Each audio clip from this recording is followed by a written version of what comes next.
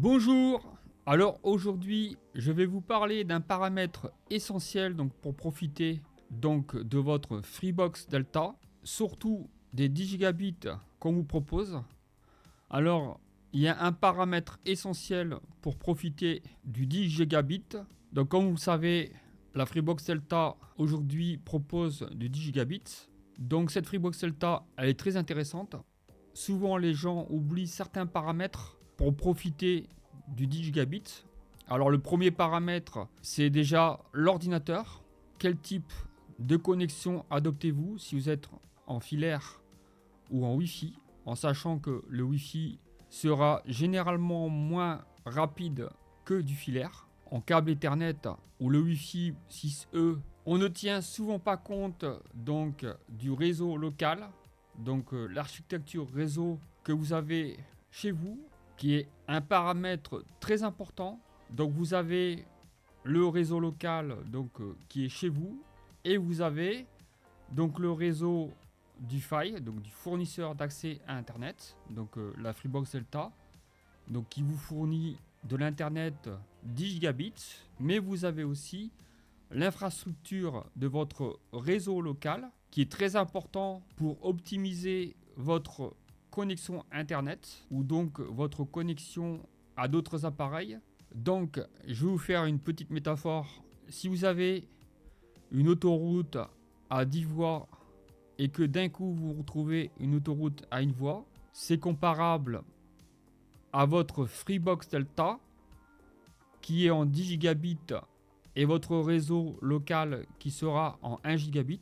Alors ce qui fait que quand votre Freebox Delta fournit 10 gigabits en débit, vous réduisez automatiquement votre réseau en 1 gigabit, ce qui fait que vous n'avez plus 10 gigabits, mais vous avez 1 gigabit par seconde. Il y a plusieurs solutions pour résoudre ce problème. La solution, c'est d'avoir un câble Ethernet de catégorie 8 que vous reliez sur votre Freebox Delta, relié à un switch 10 gigabits, et ensuite vous connectez votre ordinateur en parlant du câble Ethernet catégorie 8, donc il supporte du 40 gigabits par seconde. Très important, il faut absolument avoir une carte réseau à votre ordinateur qui soit entre 5 gigabits ou 10 gigabits. Pour tout ce qui est PC portable, si vous avez un port USB-C, vous pouvez connecter un adaptateur 10 gigabits.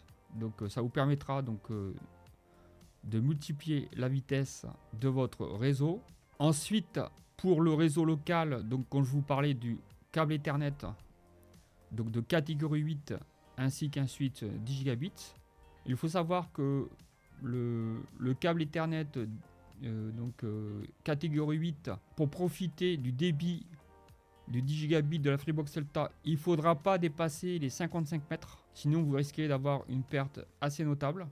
Donc cette solution, elle est moins onéreuse que la fibre optique. Mais vous avez une autre solution qui est la fibre optique. Donc comme je vous ai déjà parlé, la fibre optique avec deux convertisseurs fibre optique avec des modules SFP 10 gigabits, en vérifiant que les convertisseurs soient bien compatibles avec le 10 gigabits.